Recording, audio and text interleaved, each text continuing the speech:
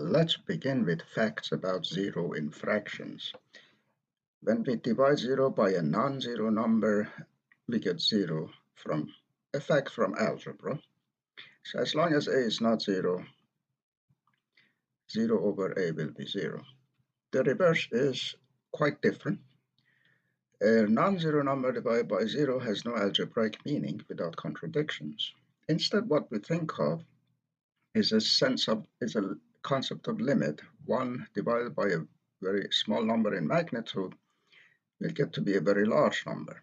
Arbitrarily small, 1 over that will be arbitrarily large. It's kind of easy to see how this works out. Something like this, 1 over that works itself out to a large number. And if down here is negative, then up here will be negative as well.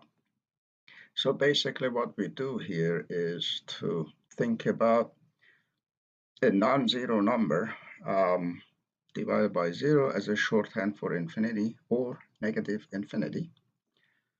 Now, what if both the numerator and denominator are zero? What kind of a meaning does this have? Can we say it's 1 because the numerator and denominator are the same? Or is it 0 because we are dividing 0 by something? Or infinity because we are thinking of something over 0? Let's consider a specific fraction such as this one here and plug in x equal to 2 in there.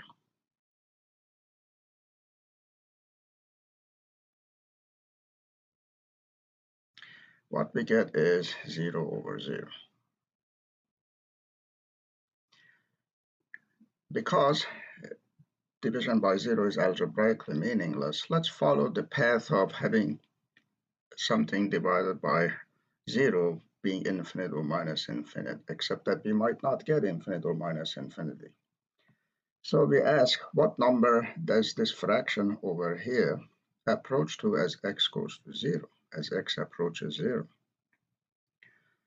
In order to help us figure this out, we start by factoring the fraction as you see here. X minus 2 times x plus 2 is x squared minus 4.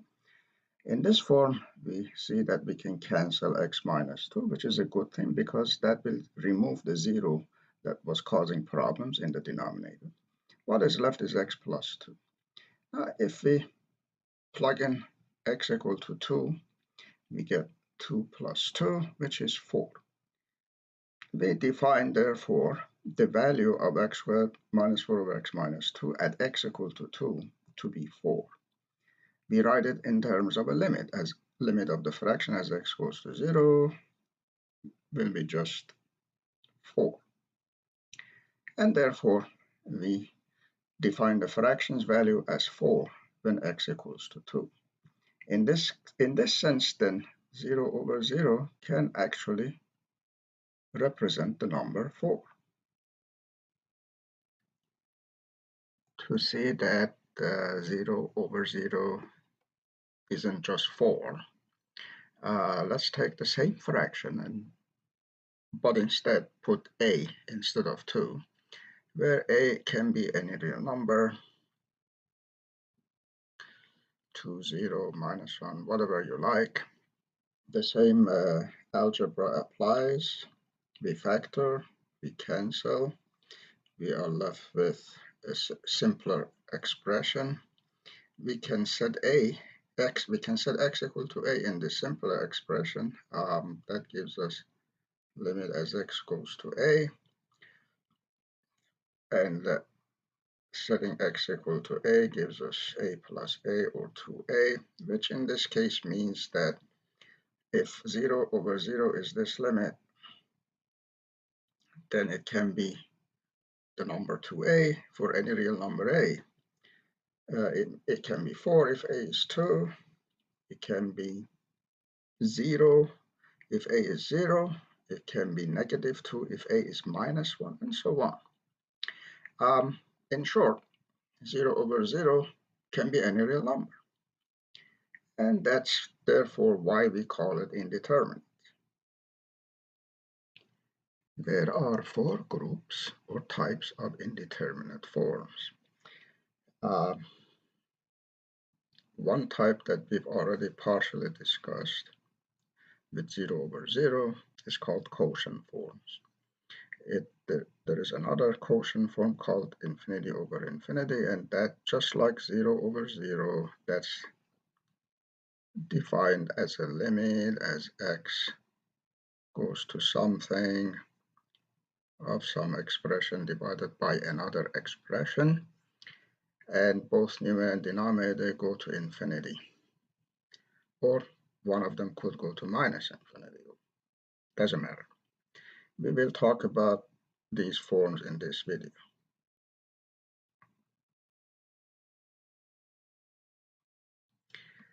In part 2 of our discussion, just another video, we will talk about the other 3 forms. Product form, 0 times infinity. Again, we are talking about a limit of something goes to 0 and something else goes to infinity, for example. We talk about power forms. There are 3 of those. And the difference form, which is simply the difference of infinity and minus from itself. All of these expressions are evaluated as a limit, and the last 3 types are converted to quotient forms before we calculate them using a method called the lHopitals rule. Before we set out to find limits, we need to figure out how to find them. And in the case of x squared minus 4 divided by x minus 2, we used factorizing and canceling. These are algebraic methods, but those methods are not useful for fractions like this. Notice that sine of 0 is 0, so when we set x equal to 0, we get a 0 over 0 out of this as well. So how do we figure out what the value of this fraction is as x goes to 0? To do so, we use a method called lHopitals rule.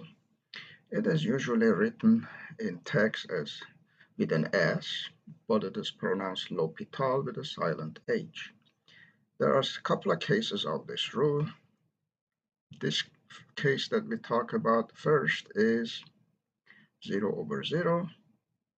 We start with functions that are differentiable, meaning that their derivatives exist. Let's call them f and g of x. Now, there are a couple of possibilities. Either a is a real number such that f and g both become 0 when we plug in a into them. This is, remember, a numerator, and that's the denominator, and that's how we get 0 over 0.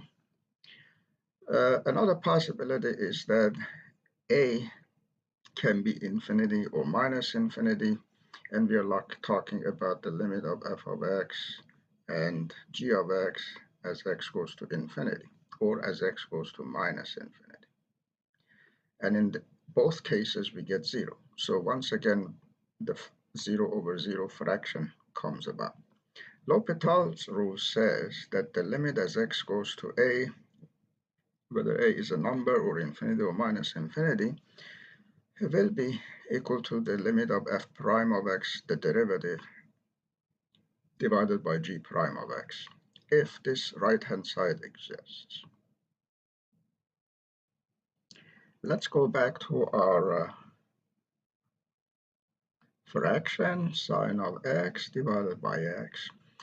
We call the numerator f and the denominator g, and use the L'Hopital's rule. Here we get the derivative of sine x cosine of x.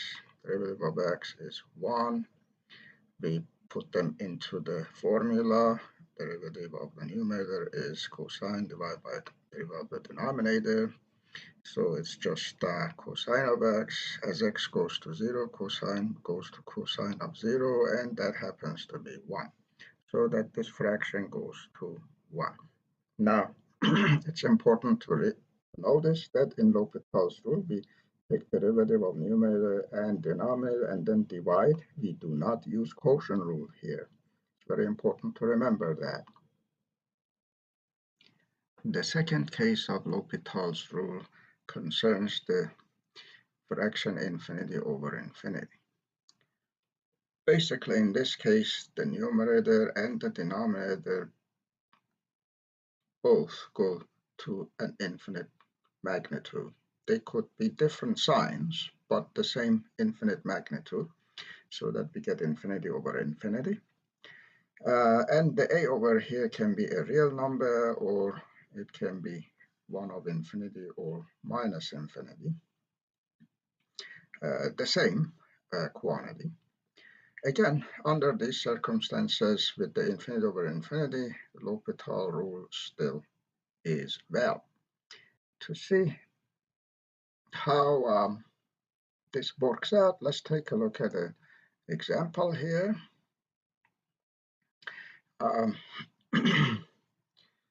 Let's remember that the natural log ln of x goes to infinity as x goes to infinity, so that a fraction like this, as x goes to infinity,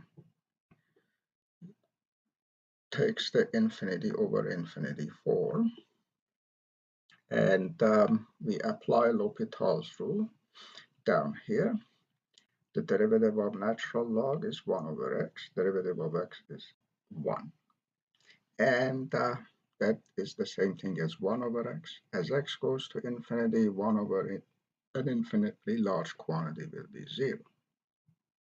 So in this case, the value comes out 0. An interesting fact about L'Hopital's rule is that it can be applied repeatedly as often as we need to remove the indeterminate form. The L'Hopital rule applies as long as we keep getting indeterminate forms. For example, if we take the derivative of the numerator and of the denominator separately and they both turn out to be 0, then once again we end up with a 0 over 0 form, and we can apply L'Hopital rule again. But this time, instead of f over g, we apply to f prime over g prime. Let's try that on this fraction here. We notice that we do have an indeterminate form as x goes to 0. The numerator goes to 0 because e to the 0 is 1. The denominator obviously goes to 0. So we have a 0 over 0 indeterminate form. Applying L'Hopital rule to that case, derivative of e to the x is itself, derivative of x is minus 1, and derivative of minus 1 is 0. Derivative of derivative of x squared is 2x.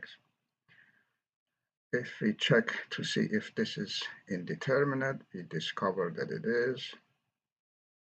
So we use L'Hopital's rule once again.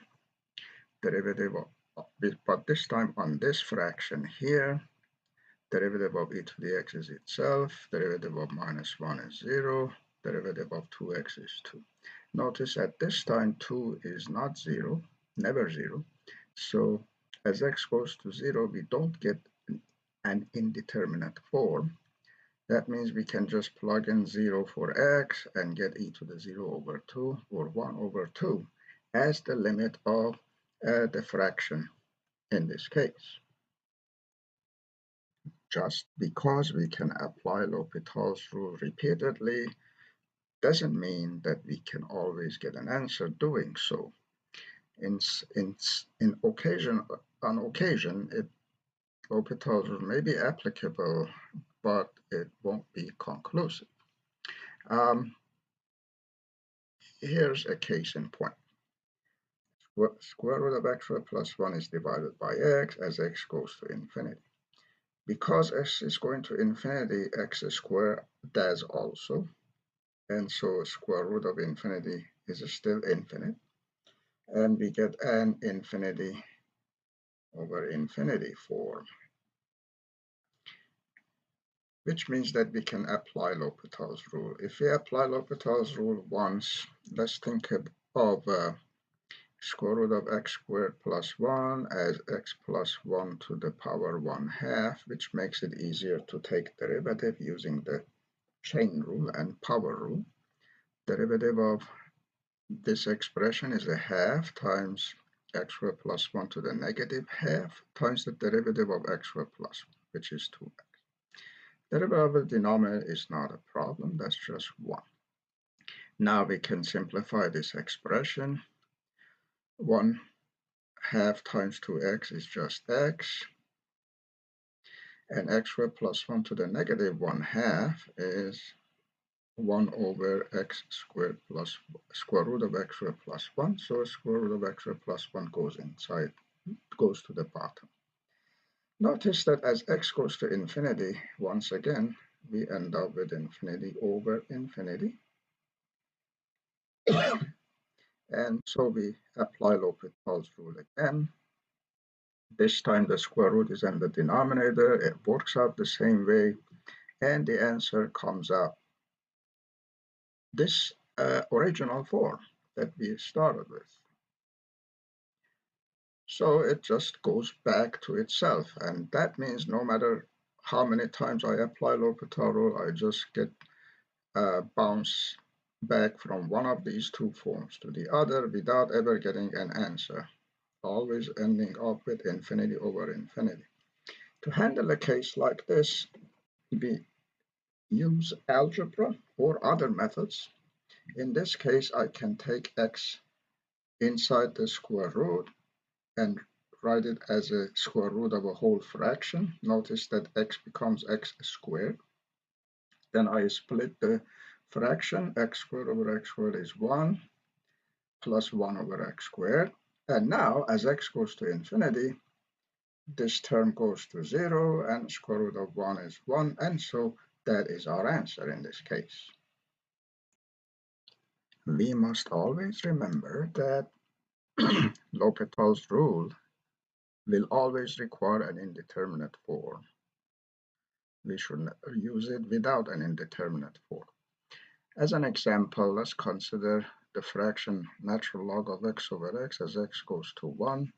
We know that natural log of 0 goes to 0 as x goes to 1. But since the denominator here is never 0, the result can be calculated by just putting x equal to 1.